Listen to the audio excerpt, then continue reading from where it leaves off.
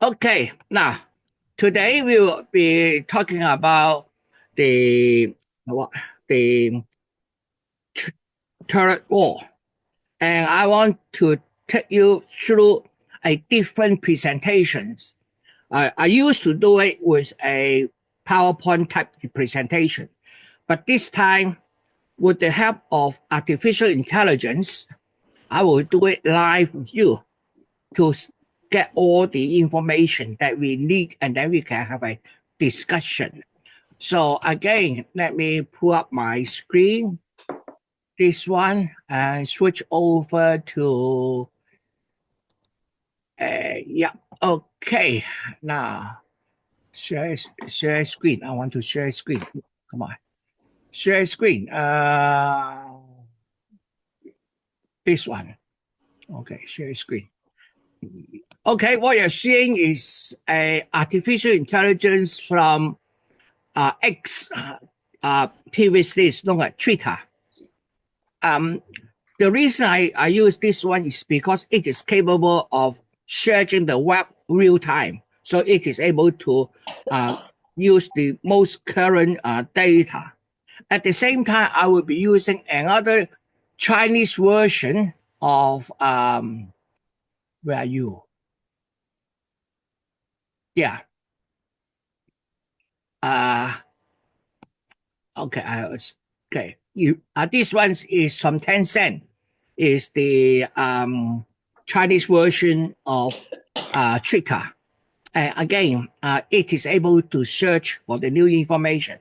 Obviously, although we talk about AI, the language model, what we are using is their language model. That means the AI through learning is seem to understand our questions, and then from that understanding, then they can formulate an answer and give the answer back to us. And that's how I want to use this at the moment. So the first question I want to ask Clock is,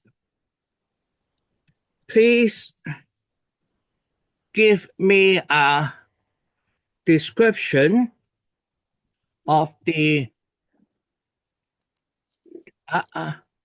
turret war between USA and China, including the first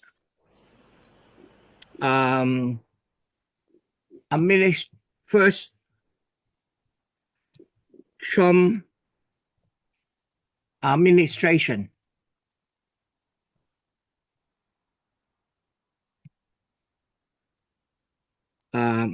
Include the response from China as well.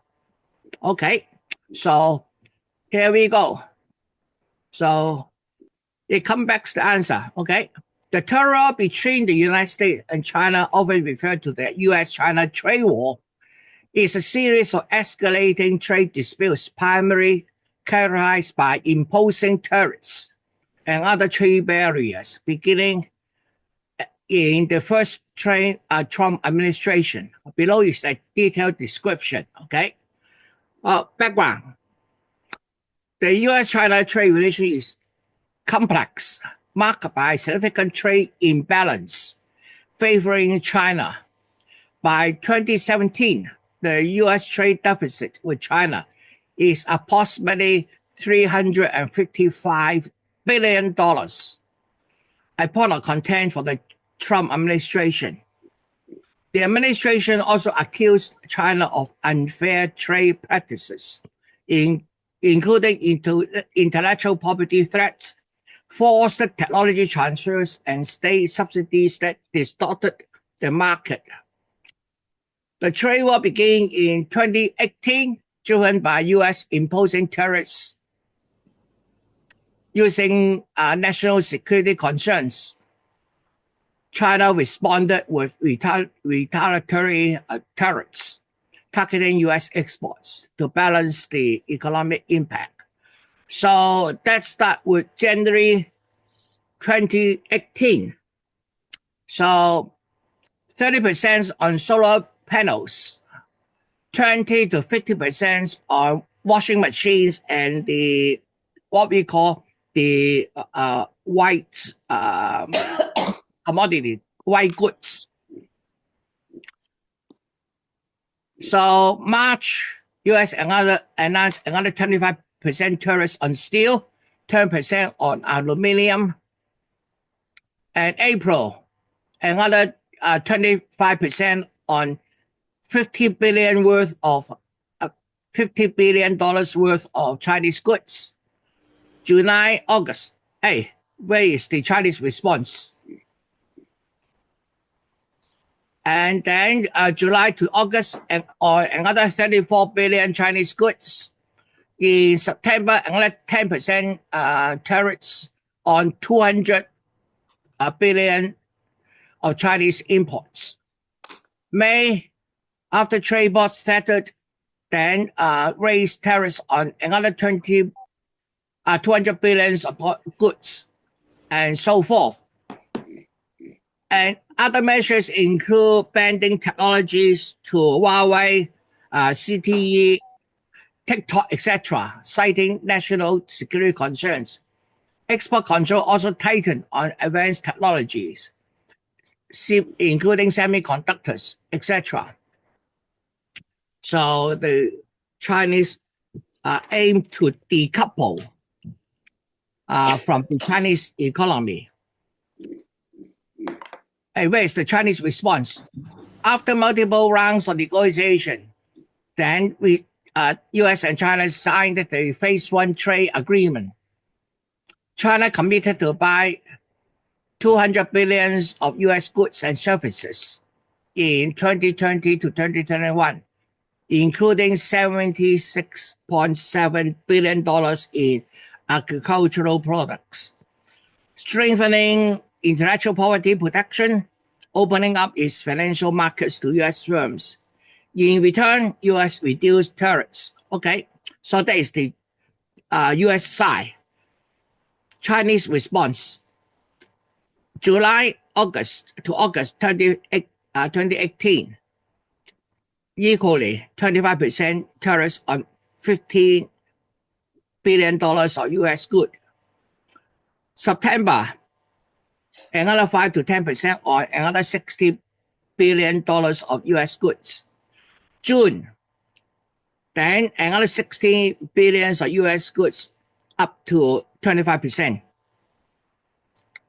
And then that will impact on the frozen vegetables and aircraft parts.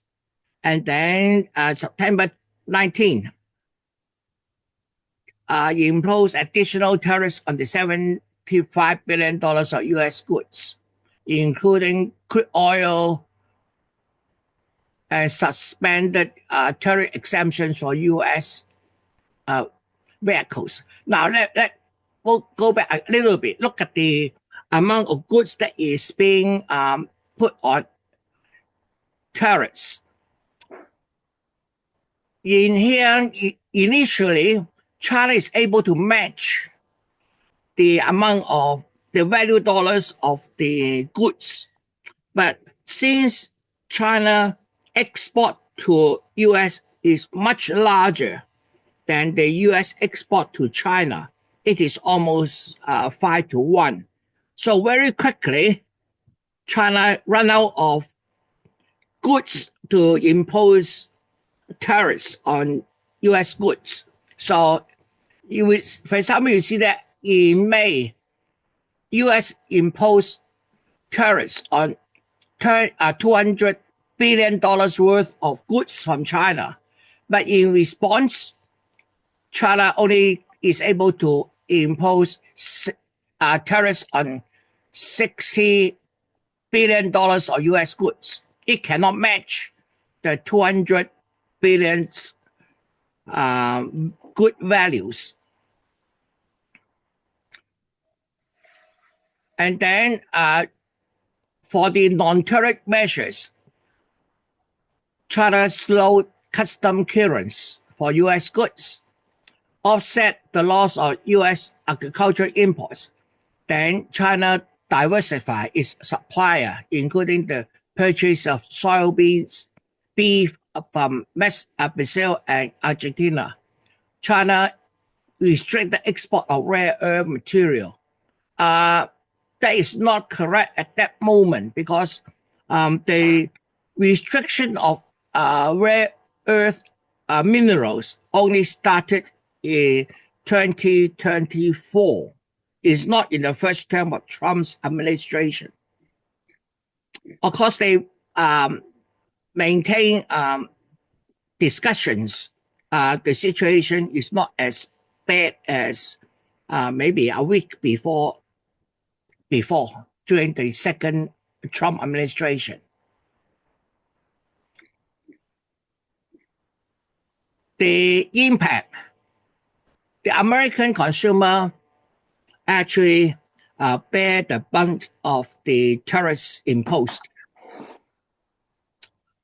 In the beginning, the U.S. importers asked the Chinese exporters to share part of the tariffs. For example, there is a product, the U.S. imposed 10%. Then the importer asked the Chinese exporter to reduce the price by 10%. Given the small margin of manufacturing, that is not possible. So eventually, most of the Chinese exporter maintain its price. They do not decrease the price. And therefore, when the goods arrive in the U.S. ports, the importer had to pay the tariffs. And obviously, that will translate into higher price. And therefore, it is the consumer who bear the brunt of this tariff war in United States.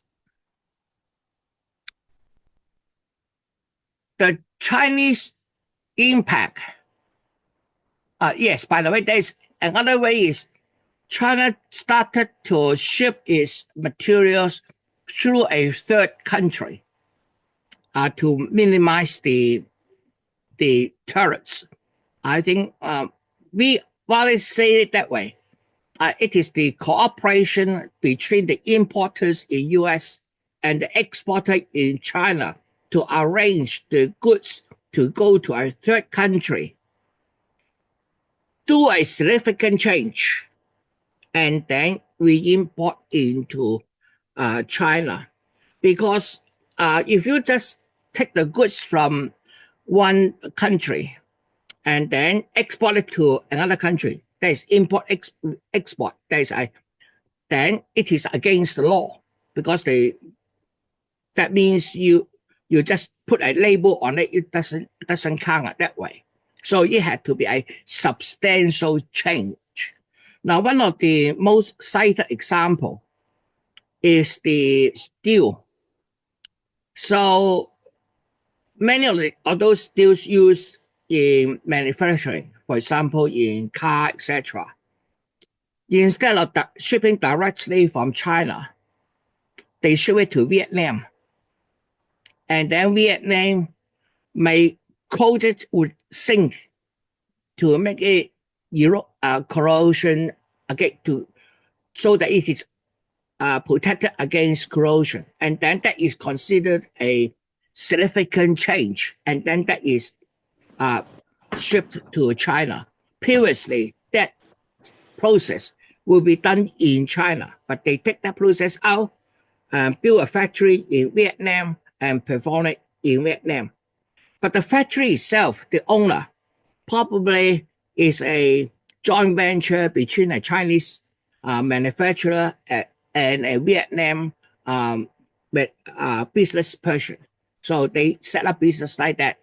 And we can also notice that the amount of import to Mexico increased significantly. The Canada, US, and Mexico has a North American free trade agreement. That means goods from Mexico going into United States is tariff free, and therefore they bypass any tariffs in that way. So there is a lot of other means of uh, doing that. Here it argued that the Chinese economy slowed down by about 0.5% due to this trade disruption because exporter faced a reduced U.S. demand. At that time, the U.S. the U.S. the export from China to U.S. represent about 20% of Chinese export, total export. Given that China had this experience 4 years ago in 2019, so during the COVID and during the Biden administration, China had already planned for another trade war. So I will go to that a little bit later on. The global supply chain is also disrupted, and therefore the company need to diversify from sourcing their materials away from China to Southeast Asia and India. So that is what I mean by some of the steel go to Vietnam and then do a final processing in Vietnam before sending it to United States. So that is that one. In terms of the India, it put India here, but unfortunately the effort in India is quite minimum in terms of volume, either by mass or by value. The Chinese businesses in India is not very successful. Many of them started a little bit of venture in India and then quickly withdraw.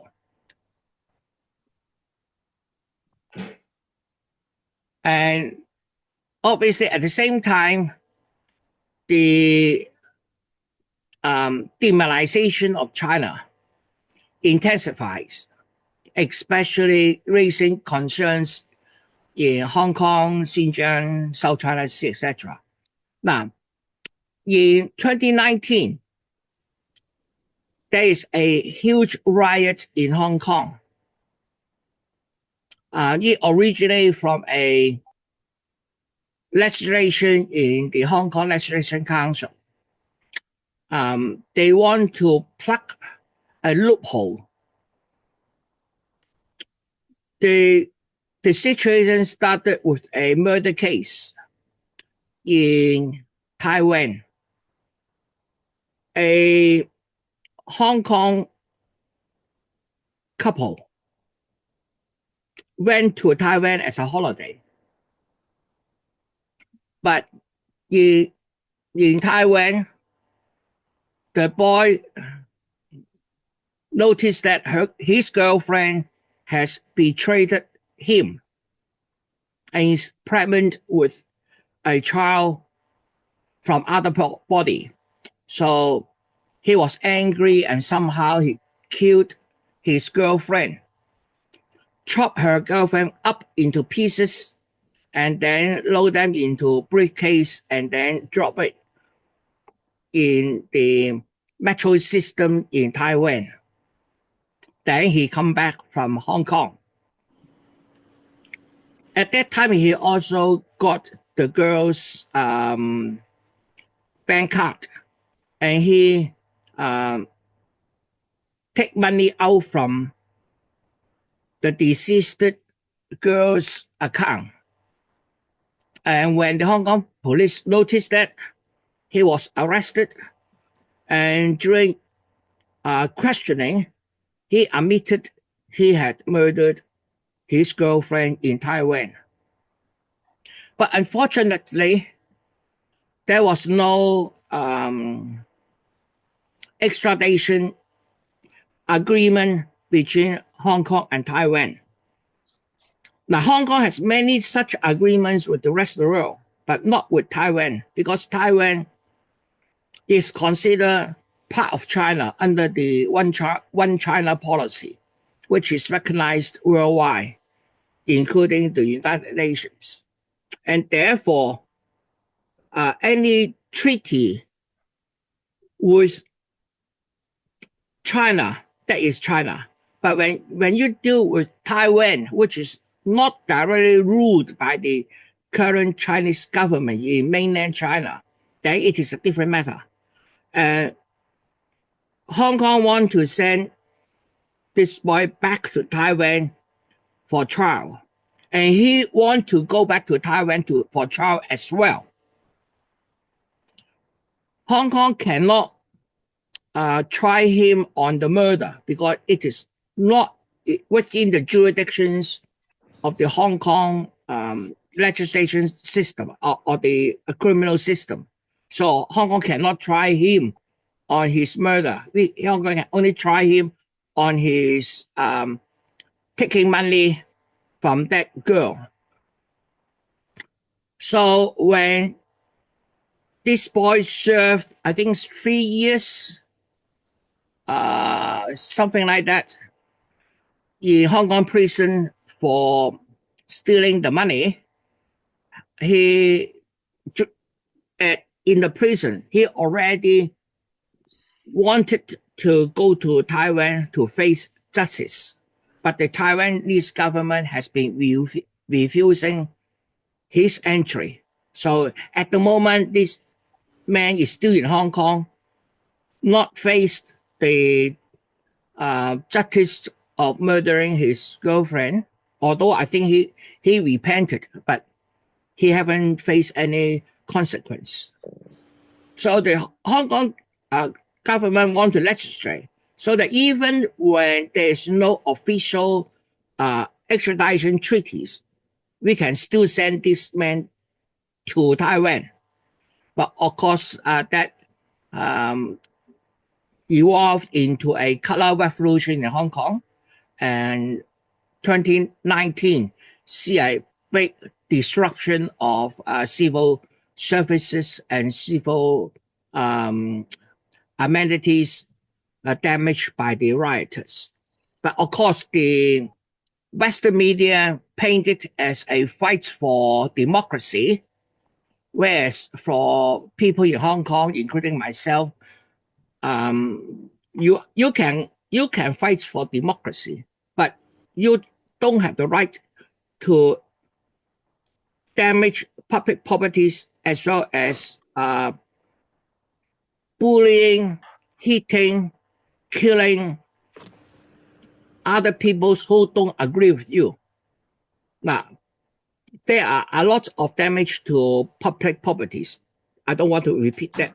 But in particular, I want to stress that a number of innocent Hong Kong people were seriously hurt. For example, there's a taxi driver who passed through a demonstration area, and then somehow the protester in other en route on the same road noticed this taxi, and one of the rioters jumped on board, turned the wheels, and then the taxi hit on another protester and then run onto a wall. And this taxi driver was taken out and beaten almost to death.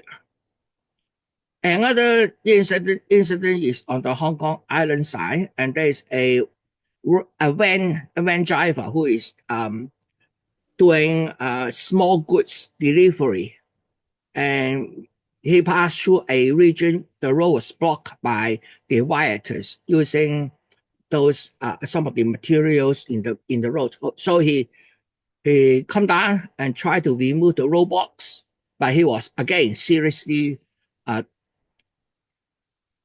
beaten. Another bystander was being thrown a flammable liquid and then lights up. He is still undergoing burn surgery at this as the point as I'm saying it. Another old man was hit by a stone thrown by the rioters, and that old man passed away about 4 days later. Another young man was hit with one of those metal cover of the drain, which is a heavy metal part on the head. What is his condition now? I don't know. Another Chinese journalist entering Hong Kong airport was beaten up, and he was tied to a trolleys and then being beaten up. He passed away about 3 years later. But anyway, I consider that riots.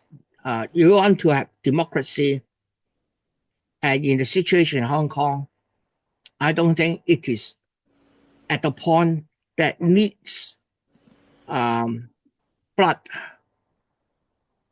Unlike, for example, the case in Gaza.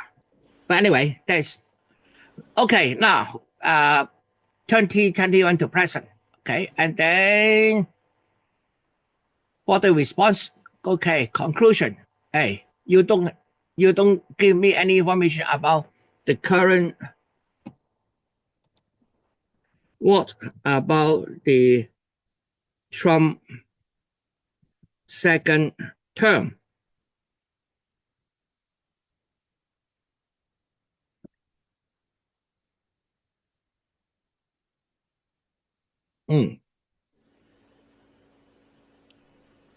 Stop.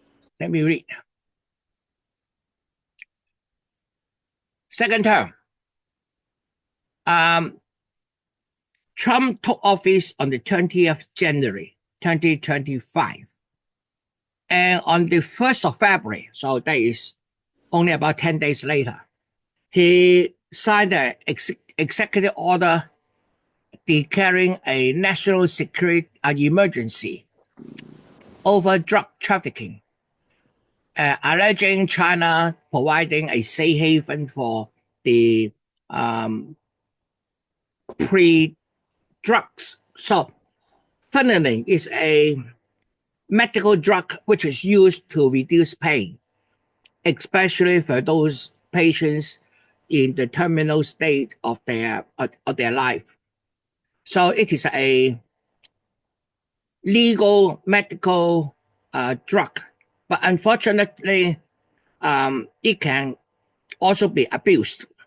Fentanyl is abused because of its strong ability of reducing pain, as well as it can be manufactured very cheaply.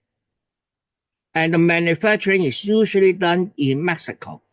So the underground cartels in Mexico take some preliminary chemicals and then combine it into fentanyl, and then ship it to U.S. So this fentanyl problem is huge. In United States, approximately 30,000 people die every year due to drug overdose. So the Trump administration blamed that on Canada, Mexico, and China. And they imposed a 10% tariff on all Chinese imports.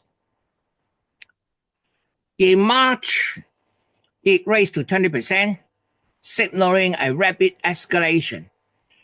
Okay, and then the so-called Liberation Date on April 2nd, 2025, Trump announced a reciprocal tariff on all countries trading with United States. And the the formula of that one is very easy to calculate. If United States have a trade surplus, then it is 10%, 10% tariffs. If the United States have a deficit, then it is the amount of deficit divided by the trade volume and then divide by 2, and that becomes the reciprocal tariffs. So it imposed a 34% tariffs on all Chinese imports. The China responded 1 day later on also 34% of all United States imports. Trump was very unhappy and said China retaliated. So he raised another 50% on all Chinese imports, making it 84% now, plus the 20% before and the 10% before for other reasons. China responded with another 50%, raising to 84%. Trump was furious. So he raised it to 125% and later on up to 145%. When Trump raised to 125%, China responded with an equal amount of tariffs, 125% on all U.S. imports to China. And at the same time say that any further numerical gains China is not following, because basically at 125% tariffs, any trade basically stopped. There's no way a product which before the tariffs is, let's say $10 becomes $20-something because you add 125% on it. So maybe the $10 goods selling at the stores in China may import into China at $50. But once you add the 125% onto it, it becomes $125. Then if the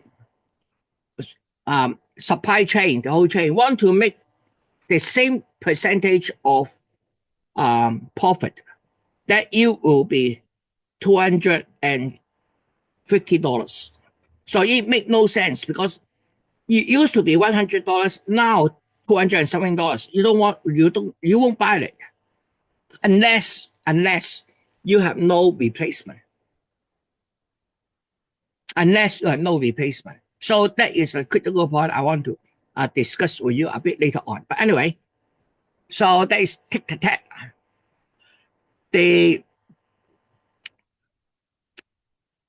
reason for this reciprocal tariffs is based on the emergency declaration by Trump, because he's declared a national emergency.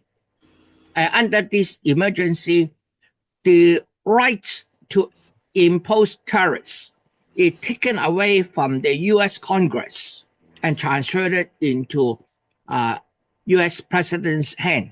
And therefore, Trump is able to impose these ridiculous tariffs on all the trading partners.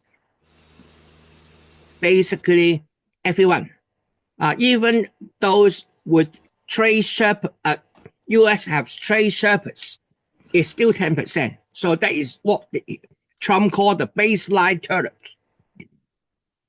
The argument put forward is that U.S. want to balance the trade deficit and also want to reindustrialize, bringing production, manufacturing back to United States.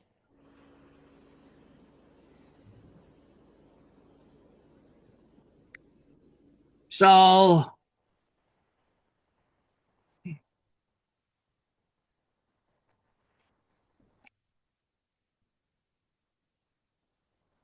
very quickly, under the huge pressure from the electronic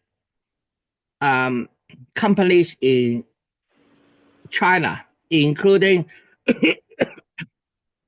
Apple, then Trump said all electronics equipment from China is exempted from these tariffs.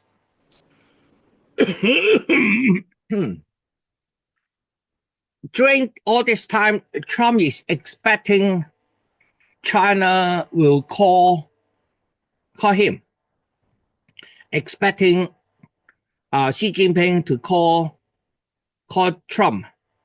But unfortunately, that telephone never happened. Last Saturday, China has a meeting in Switzerland.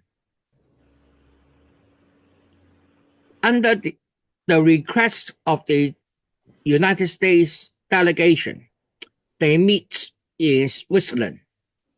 That meeting extended into the afternoon, except a lunch break. We don't know whether the lunch break they are having the lunch separately or together. But anyway, we know that they meet in the morning and then they continue the meeting in the afternoon. At the late hours in the afternoon, they announced that they will continue discussion on Sunday.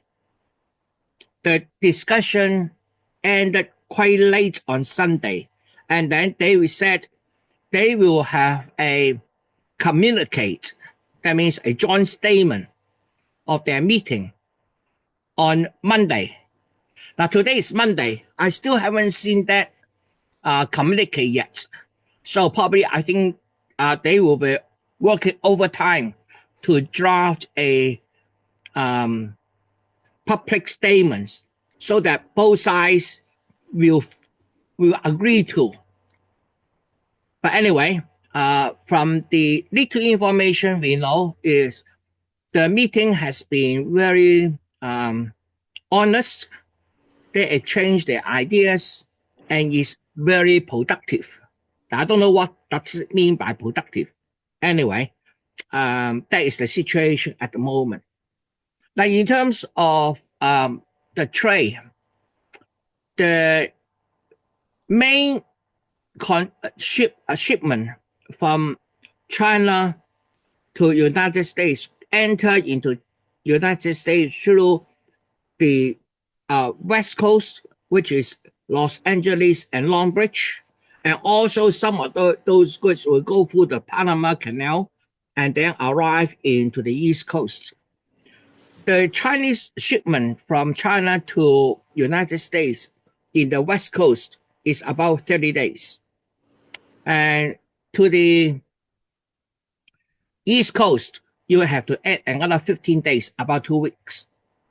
So starting from 2nd of April, when Trump announced these tariffs, all the cargoes which is already en route, that means is on the container ship, will be exempted from the tariffs. Only all those goods which will put onto the container ship after 2nd of April U.S. Western time will be subject to tariffs.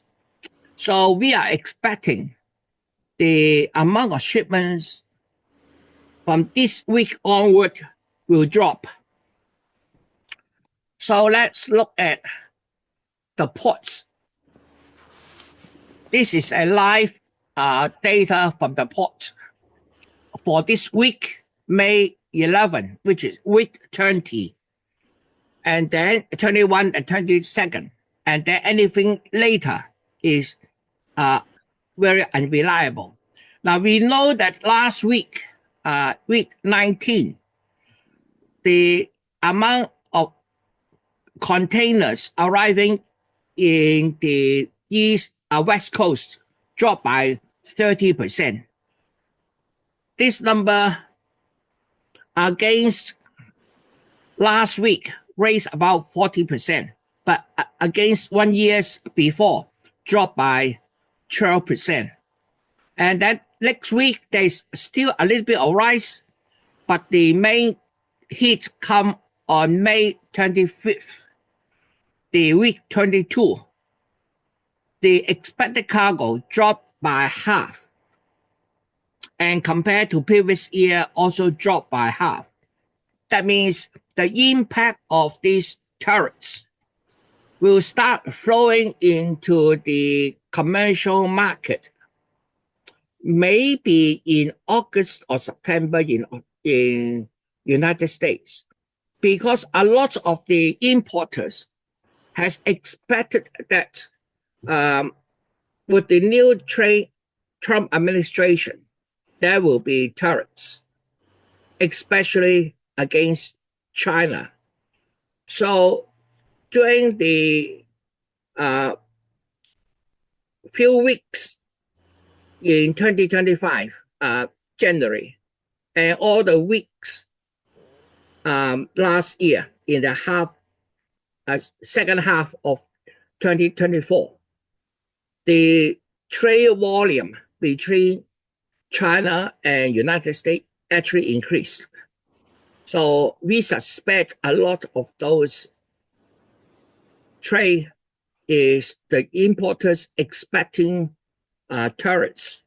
So they store up their goods in warehouses in United States and then wait for the tariffs to start.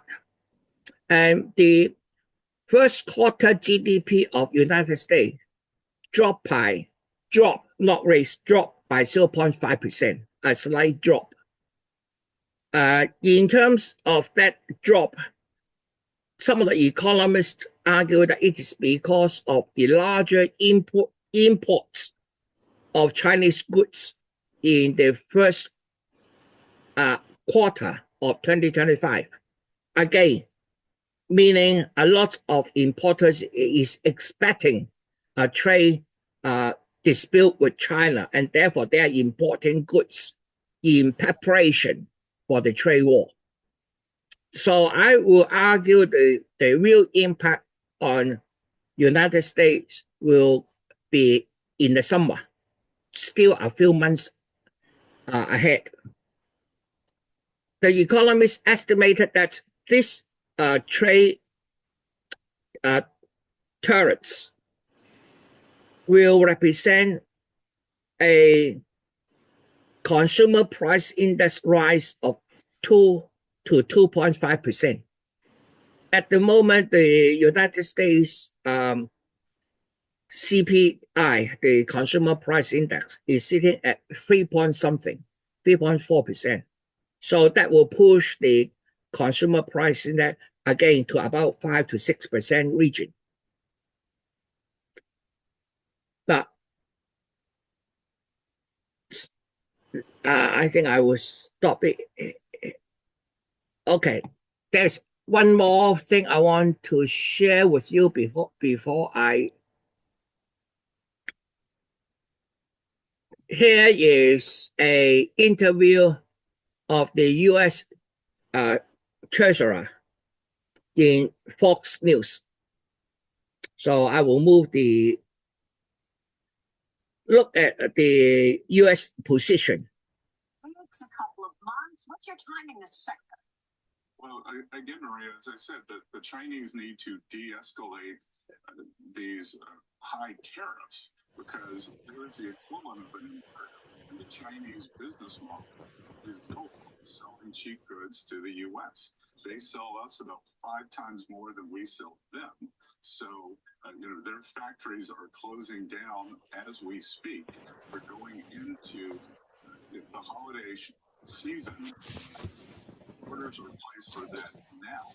So if those orders aren't placed, it could be devastating for the Chinese. Okay, so they argue that the China needs to de-escalate when the escalation itself originated from US.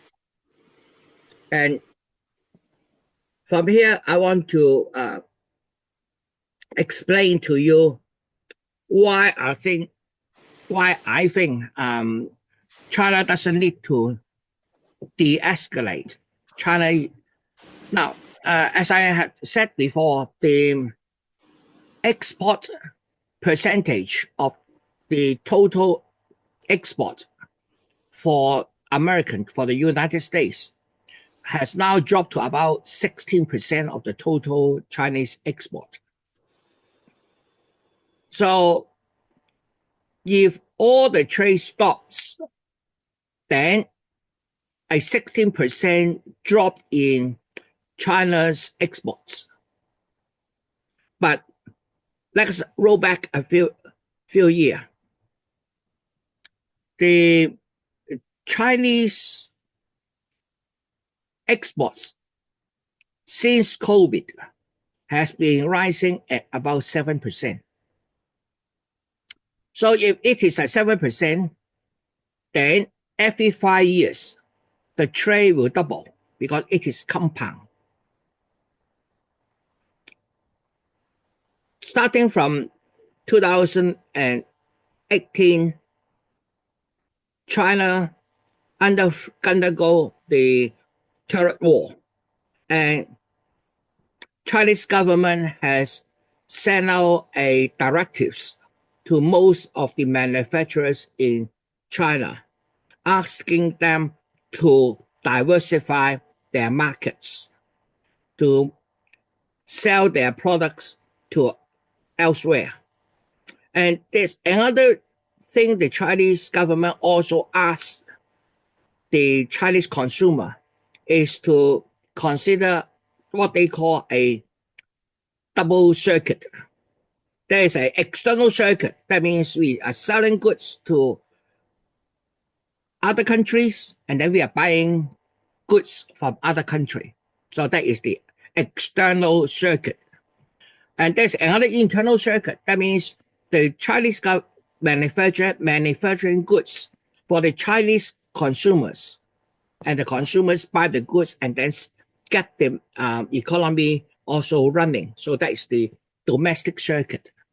So during this trade war, the Chinese government created this policy to encourage both the domestic consumptions. So how to encourage domestic consumptions? Well, subsidize the Chinese consumers. So they entered into a program which will improve the efficiency of their household goods, the refrigerators, the air conditioners, the washer, etc., in a program of replacing the old with the new, with a government subsidies of about 10% of the price. That has created a boom in the Chinese manufacturing and absorbed quite a bit of these trade disputes. And at the same time, they are diversifying.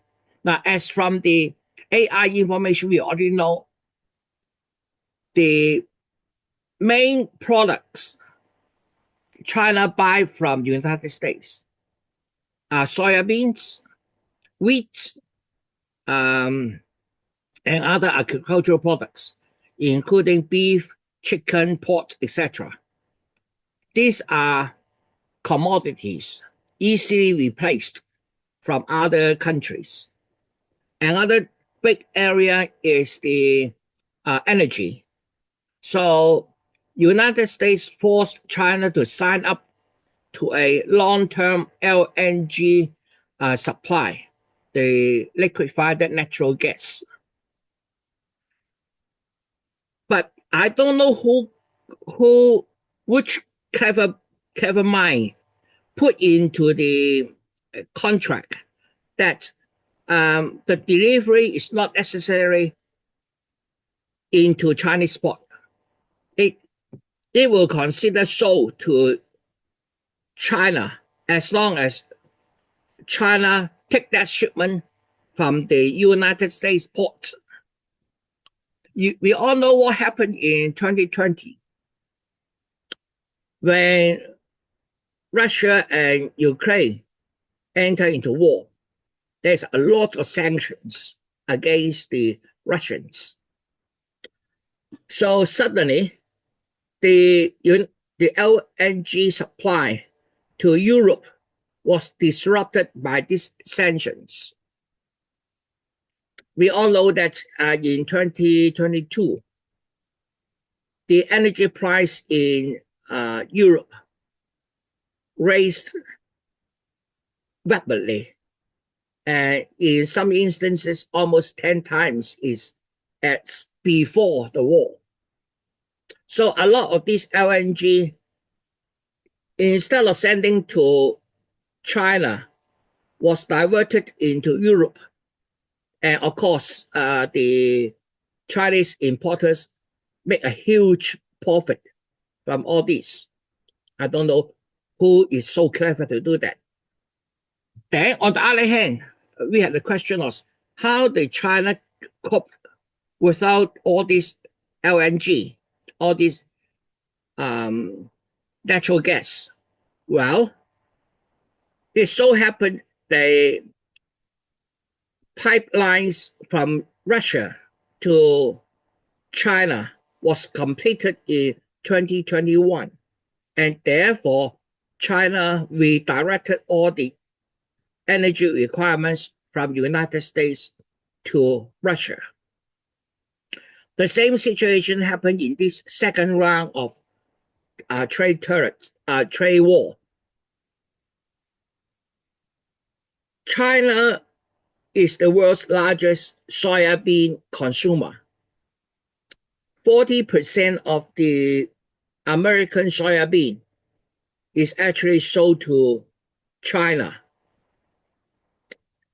Under this trade war, China redirected all these soybean imports to Brazil. Actually, it was managed about 2 years ago. China helped Brazil to build some ports and some railway to export soybeans, and the farmers in Brazil is actually encouraged to plant soybeans and wheat for Chinese market. In terms of the beef, chicken, and pork, now during our Morrison time, because of the political tensions, our beef cannot be sold to China. But now China redirected all the beef requirement to us. So we are shipping our beef to China instead of the American beef to China. In terms of the other gas, etc., as I said before, it can be taken from the Russia. What about those export to United States? You know, the Trump administration have a red cap, make America great again, that cap. You will look closely, then the label of that cap said, designed in America. And then on the back of that label, it will say manufactured in China. So it is very ridiculous to say that although the Trump administration want to decouple from China, its own merchandise are actually manufactured in China. The dependency of Chinese products is huge. For example, Walmart, Target, all the other mainstream stores all source their products from China. At the moment, we are seeing a little bit of increasing import into American. Most of that has been directed to Canada and stored in the pre-tax warehouses in Canada, and hoping that somehow when the terrorist war settled, then these goods can be shipped into United States.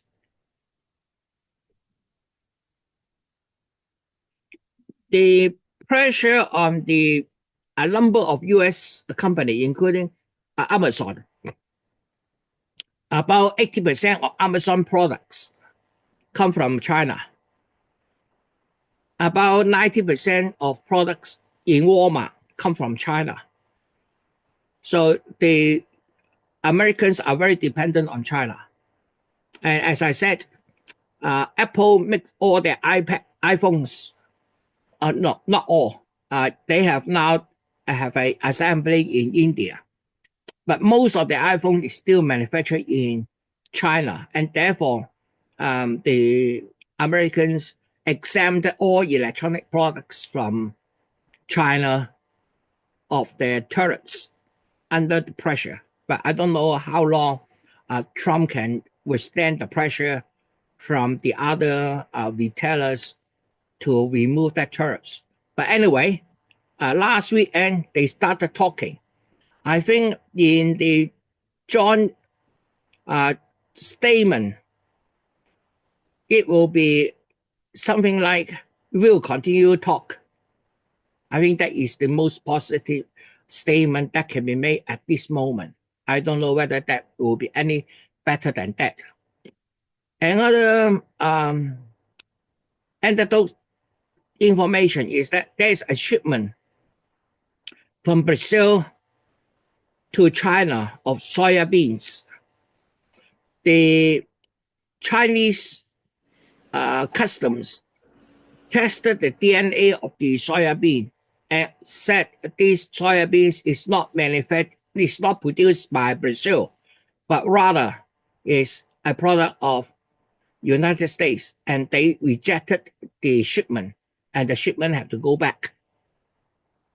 That means the Chinese is very vigorous in terms of stopping any trade between China and United States, where the United States is desperate to resume the trade, at least to a lot of people.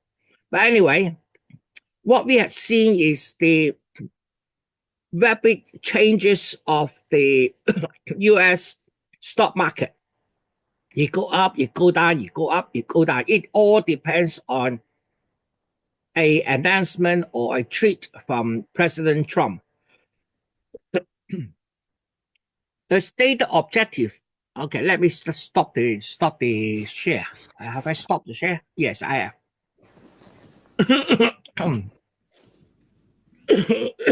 Sorry. Okay, rather than continue, I may let you ask questions. Anyone?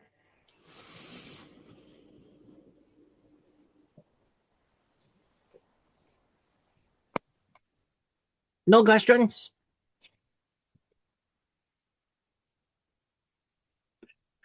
So I will continue. Alfred, I've got a question. Sorry. Yes, please. Can I ask a geopolitical question rather than economic question? I was surprised to read the other day that in the Indian-Pakistani conflict, China seems to be favoring Pakistan. Now, considering what I think is Pakistan is quite a ultra-conservative, made up of lots of radical Muslim Islamists and terrorists and things like that. And China had a problem with or has a concern about the Uyghur people, that they may be radicalized by some of the Asian sort of Islamist countries. I'm surprised that China would align themselves with a extreme Muslim country.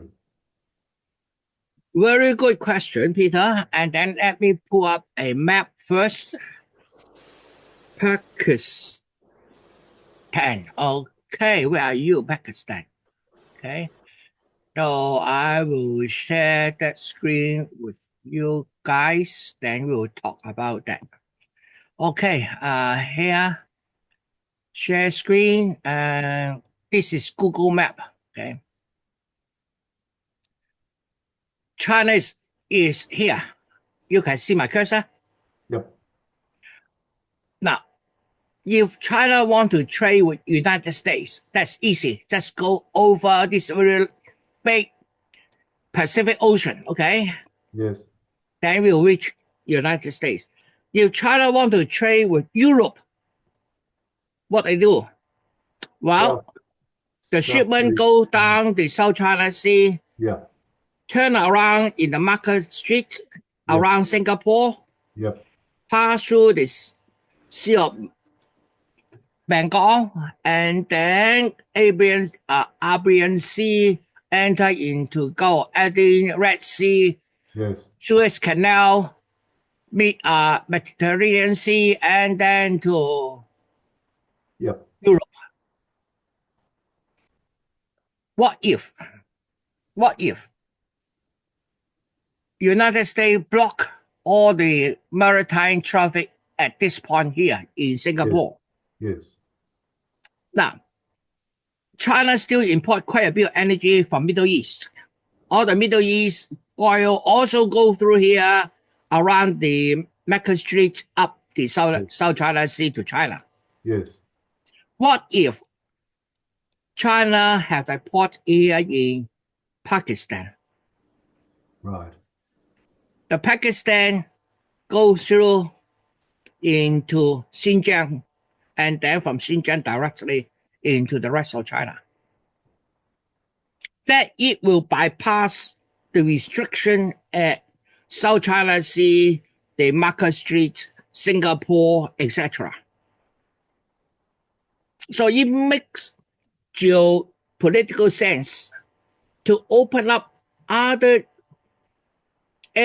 routes to let trade continue. Yes. So Pakistan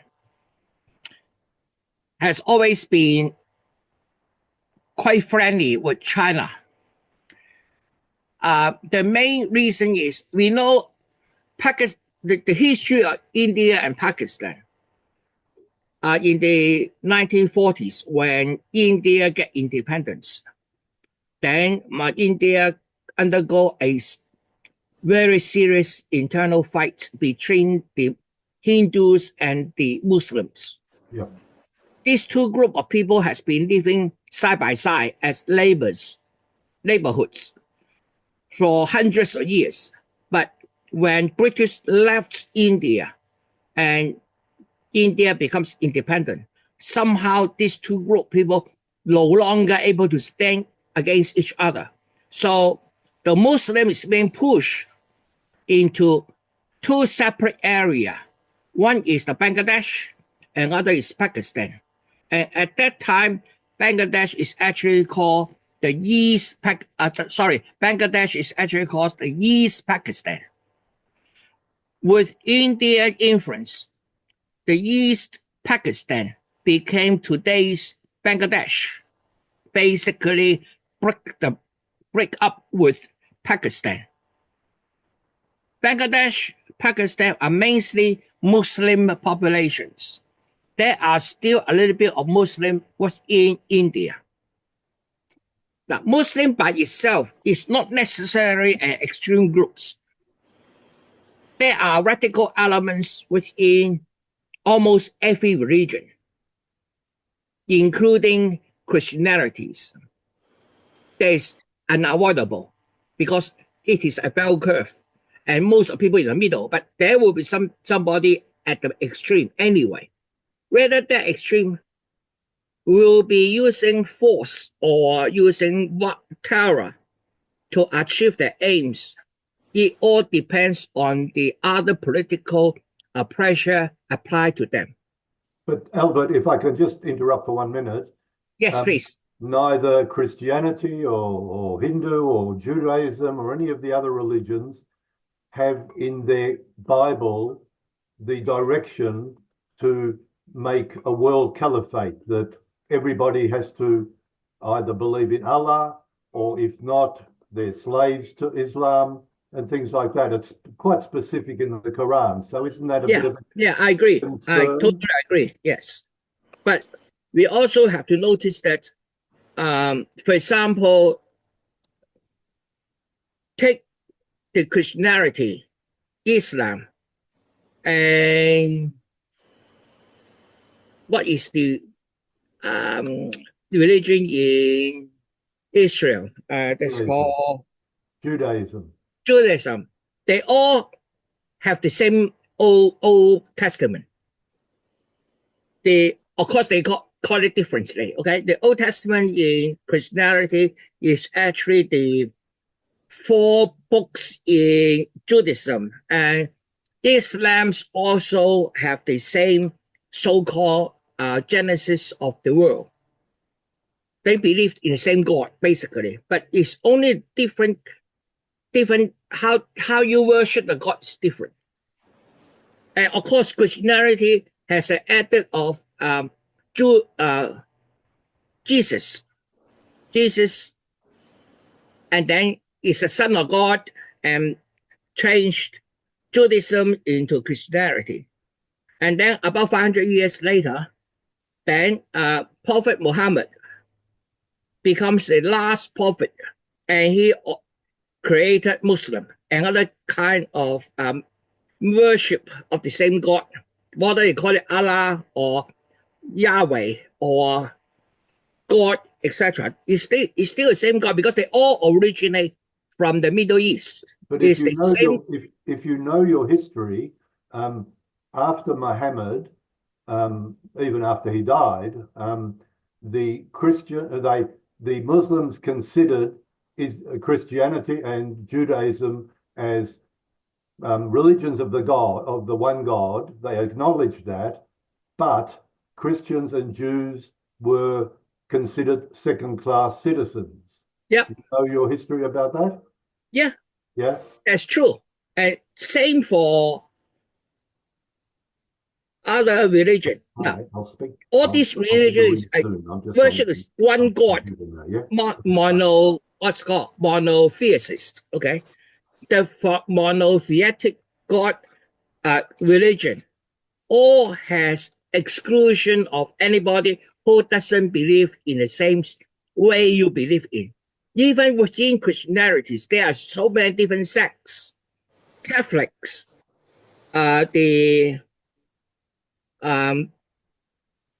what's that called in Russia? Coptic Christians and Orthodox. Yeah, there are different types of Christians.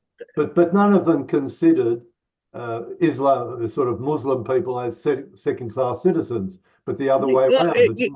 It all depends on history. At some point in time, they all consider anybody who doesn't believe in the same way is worthy of killing.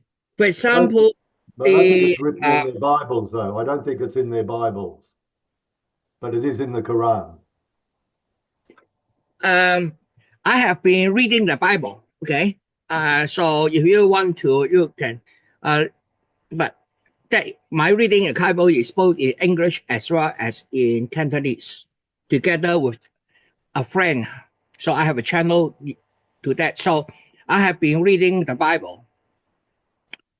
For example, in one of those they call the teachers, okay, in the Old Testament, the Jewish people is asked to kill every living thing when they conquer a city. Anyone who doesn't believe in the same God, the same way the Jews believe in, is worthy of killing. So it depends on time.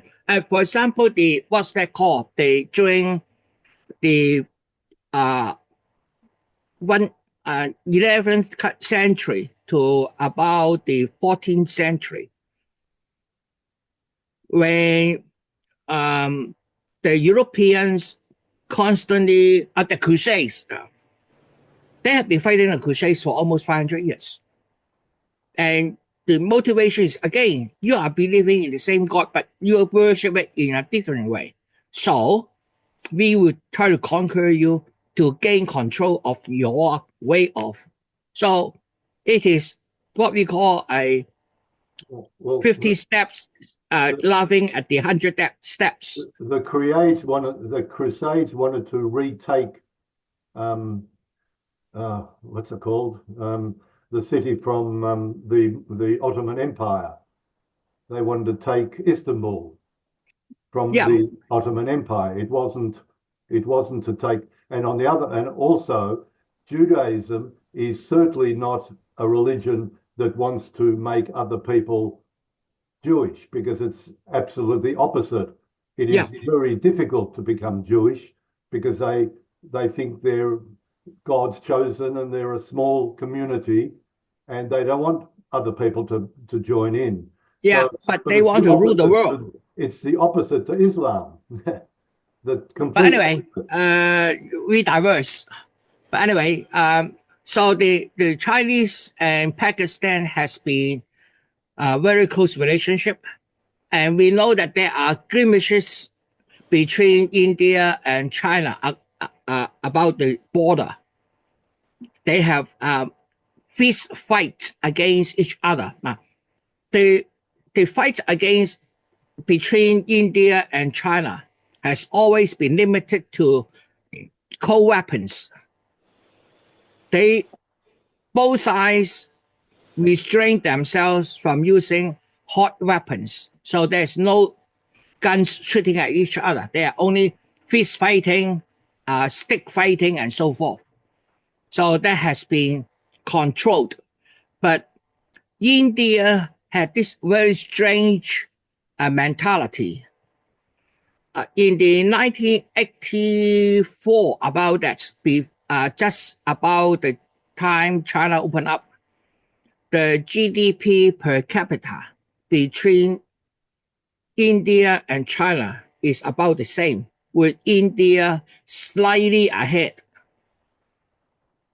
India population has now surpassed China to become the world's most populous country. But both of them has about 1.4 billion people, almost the same. India surpassed China by a little bit. Now, India proclaimed itself as the world's largest democracy. Everybody is saying India can overtake China anytime, very soon, anytime, very soon. But by now, China's GDP per capita is about 4 times the GDP per capita of India. India has always been thinking, we will overtake China, we will overtake China. But the gap has been increasing rather than decreasing. What happened last week? A group of tourists in a contested area between India and Pakistan was killed in a terrorist act. India said it was backed by Pakistan and therefore start striking some of the terrorist camps in the Pakistan area. The Pakistan reacted by fighting back. So they have exchanged a barrage of missiles, and they have been bombing each other by bomb shells and shooting each other by gun for the past week. I think 2 days ago or 3 days ago, about 70 to 80 Indian planes want to target some targets within Pakistan. Pakistan responded by sending up, I think it's 20 fighter jets, and they managed to shoot down 3 Rafale, the fighters from France, 1 MiG-29 from Russia, another Su-30 again from Russia, shot down 5 planes, and 1 drones from Israel. And then the India retaliated by another round of missiles. And then Pakistan also retaliated with another round of missiles, including hitting some of the airfields of the military Indian air defense. But at the moment, then both countries call for a ceasefire, and they sign off on the ceasefire. But the ceasefire doesn't cease the fire. Actually, they are still bombing each other. Now, at the same time, when this terrorist attack occurred, Indian blocked off the downstream water, which went through a river in Pakistan. That will put 80% of the Pakistan population into waterless season, when it is time to plant, when they need water. So Pakistan considered that it is a declaration of war. And even when gunfires may cease, but the water need to float again, that is another contentious point at the moment. They are fighting each other, and China is supporting Pakistan, and Russia is supporting India. When Russia and China is supporting each other against in other geopolitical situations.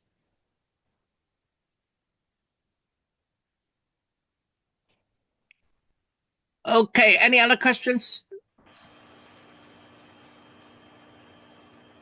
Okay, next week will be also on the trade dispute, and I don't know whether we will have anything new, or we want to go anything more detail. I will try to make next week going into more detail, explaining the rationale and the economic impact. So, is there any other questions? In that case, thank you for your attention. We'll see each other next week. Bye-bye. Thank you. Thank you, Albert. You're welcome. Bye-bye. Bye.